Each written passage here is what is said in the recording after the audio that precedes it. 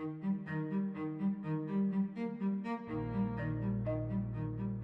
period of the Millennium Development Goals since the year 2000 has been an exciting one for public health, because public health has really proved its worth, showing how a science-based approach, starting with epidemiology, building health systems, supported by international help in the form of official development assistance. Malaria is not only a lethal disease, but it's a disease that spreads very widely, and in many parts of Africa is what's called holo-endemic.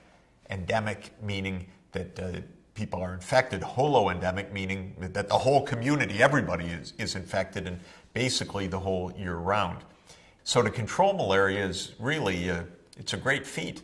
And malaria is being controlled right now in sub-Saharan Africa thanks to the focused efforts of the Global Fund to Fight AIDS TB and Malaria, or the U.S. initiative PMI and others alongside it, and because of the great advances in public health and in technologies that make it possible. Long-lasting insecticide-treated bed nets, community health workers who go into the communities rather than waiting for sick people to carry their young, often dying children many, many kilometers in their arms, hoping to arrive at a distant clinic in time. With the community health workers out in the communities, cases can be picked up much faster, lives can be saved. A prick of the finger allows a community health worker to know within a few minutes whether that child is infected with malaria. And new medicines that replaced those failing medicines like chloroquine, now based on artemisinin. Very interesting story, because artemisinin is a molecule extraordinarily effective in fighting malaria that was identified by Chinese scientists. How did they come to that? Because there was an ancient Chinese herbal treatment for malaria and for other fevers that came from a plant that the Chinese called Qinhuasou, and that we know as wormwood, or in its Latin as Artemisia annua. And that was an ancient herbal remedy. But when the Chinese scientists went after it, they found what is the active molecule, and that we now call artemisinin. When artemisinin is put into a medicinal form now, it's enormously effective to control malaria, and that's one of the breakthroughs of recent years as well. If deaths of children under 5 have declined from 12 million back in 1990 to under 8 million in 2010, that's a huge progress, but obviously far from where we should be, because most of those 8 million deaths are also preventable. We've gotten halfway to building the primary health systems, and we should take inspiration from that and understand what it would mean finally to fulfill the commitment that was made already back at the founding of the United Nations and the World Health Organization, the commitment that was enunciated once again in Alma-Ata in 1978, the commitment that was the motive spirit of the Millennium Development Goals of ensuring health for all and universal health coverage. Let me give 10 basic recommendations of how we could move from the improved situation today to the full breakthrough of universal health coverage and health for all within a short period of time, even within a decade. The first is a financial point. If we look at what the poor countries simply can't afford on their own and need to be filled by official donor assistance, we can calculate how much aid should be directed at the health sector. Now, mind you, I'm not talking about aid year in, year out forever. I'm talking about an amount of aid that will shrink as the poor countries develop and reach a threshold of income where on their own they can fund their own health systems. That threshold is reached probably somewhere around $1,200 per person per year, measured at current prices and market exchange rates. If you calculate the gap that the poor countries simply can't manage out of their own budget, it's around $40 billion a year, roughly $40 per person for 1 billion people that need that extra help.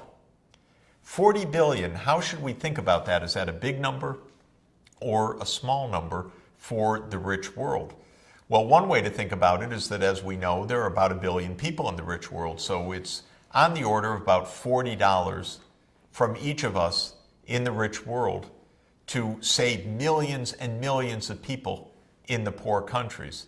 But $40 per person in the rich world is the bargain of the planet in terms of the lives that could be saved. Let me put it in terms of the proportion of the rich world income. We know that the average income of the rich countries is on the order of $40,000 per person per year. For the billion people in the rich world, it comes to about $40 trillion of income of the countries that give official development assistance. 40 billion out of 40 trillion is 1 out of 1,000.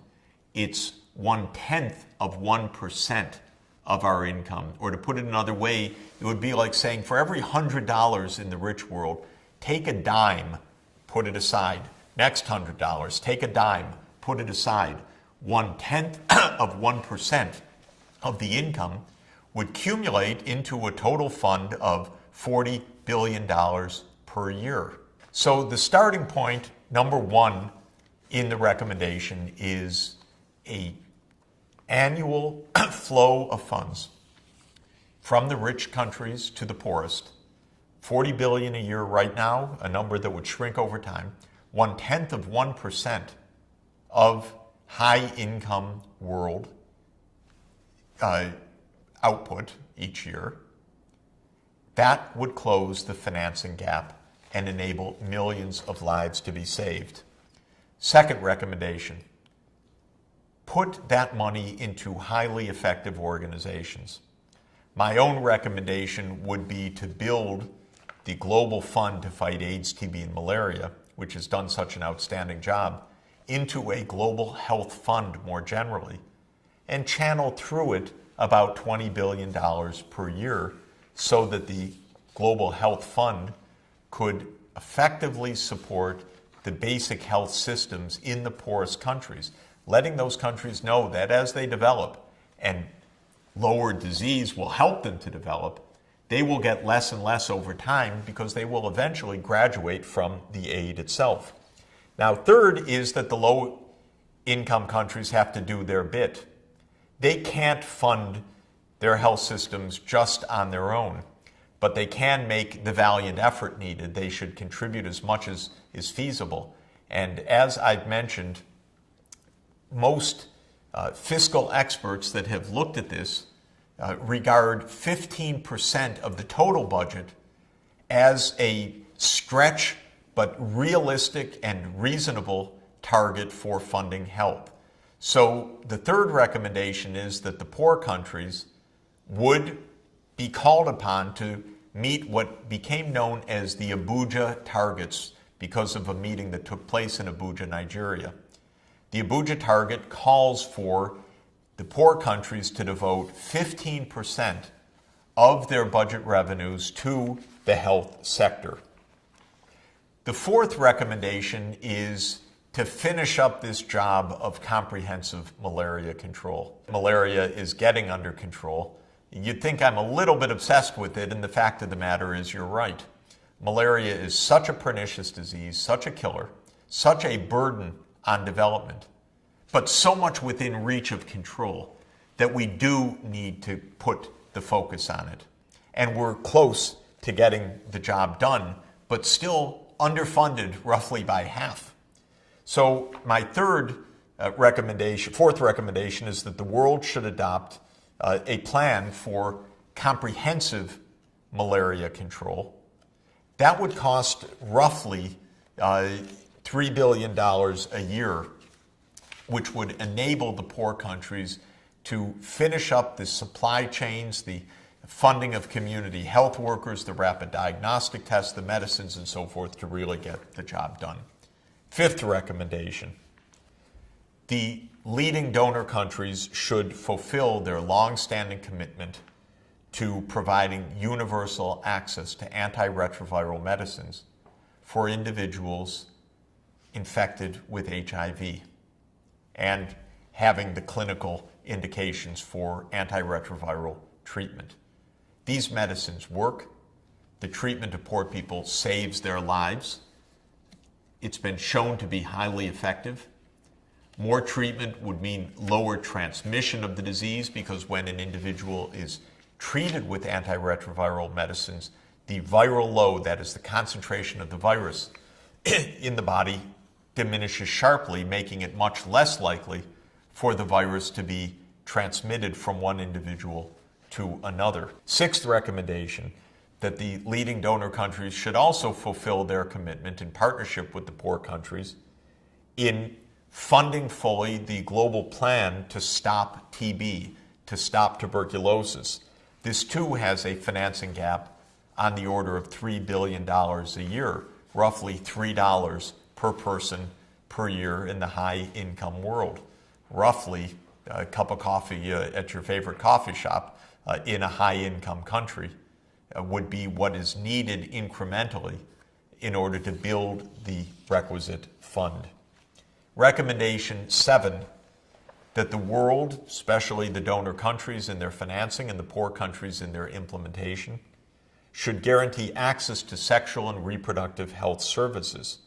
This would include emergency obstetrical care for safe childbirth, antenatal care for safe pregnancy, and contraception, because many women around the world want to have fewer children. They want to use modern contraceptives, but they lack access or they lack the funds to be able to afford it on a market basis. And so we need full funding of family planning services, contraception, and emergency obstetrical care, pregnancy safe management. And again, at a very low budget, these services could be made universal. Eighth, the Global Health Fund would take up what have sometimes been called neglected tropical diseases. The neglected tropical diseases are diseases less in the headlines than malaria, less in the headline than AIDS. The experts in those disease communities feel a little bit neglected because they're saying, wait a minute, we also have powerful tools to fight deeply debilitating diseases. And yet we are sometimes overlooked because our diseases that we're studying and trying to control are not in the headlines. And when I tell you the names, you'll say, you're right, not in the headlines, never heard of them, at least for some of them. But among these neglected tropical diseases are hookworm, that I presume most have heard, Ascaris, which is a kind of worm infection, Trichuris, another worm infection, onchocerciasis, yet another infection in the tropical areas that is absolutely a killer, but can be prevented and can be treated. Schistosomiasis, a disease in which a snail plays an important role in the life cycle of this disease. Filariasis, lymphatic filariasis, another vector-borne tropical disease with terrible consequences, also controllable through bed nets and with ample effort and organization, a disease whose burden could be reduced very sharply, and various forms and causes of blindness, including trachoma, that is a infection of the eye that can cause blindness and that can be prevented, that is widespread, a major cause of blindness. Also, we know, one could add, though it's not in the usual list of the neglected tropical diseases, is cataracts, where advances in surgery allow for remarkably low cost replacements of the lens when individuals are blinded by cataracts. And this is another case where communities, especially older people, can be brought back to sight with the tremendous benefits, of course, for themselves and the community at very, very low cost. So Category 8, expand the Global Fund's reach to these neglected diseases. Category 9, the Global Fund should establish special financing to complete the health systems, not only the targeted diseases, but the training and deployment, for example, of community health workers. This would be a crucial part of the transformation from a disease-targeted fund to a general global fund that's providing a broad base of services. We have called at the United Nations for the deployment of 1 million community health workers in Africa by the year 2015 as a major boost for achieving the Millennium Development Goals. Malaria control, it's essential to get the community health workers out into the communities with their rapid diagnostic tests, with their artemisinin in the backpacks, with their mobile phones for getting advice from the clinics or being able to call an ambulance. When the community health workers are out there, the malaria burden plummets. And finally, recommendation 10 is that there are now a number of non-communicable diseases, typically that have been overlooked in many of these urgent MDG-related efforts, that also can be part of the primary health system. Dental care, for example, treating cavities, something very basic, but often not present in poor countries. Eye care, mental health counseling, and mental health interventions for the massive burden of depression, for example, which is pervasive around the world.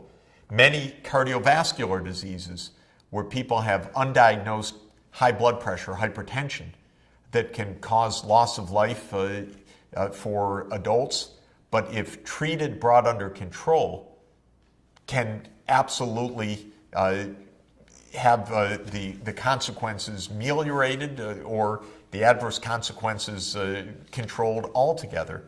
A number of cancers can be addressed at very low cost. And of course, campaigns against tobacco use are part of any good public health system, because tobacco remains a massive killer. That's a behavioral challenge, but it's a behavioral challenge that we need to meet because it's one of the most effective ways to save lives. Moral of the story, we're close. It's not so hard. The Millennium Development Goals have given a big spur to effort. We can now see a pathway to health for all.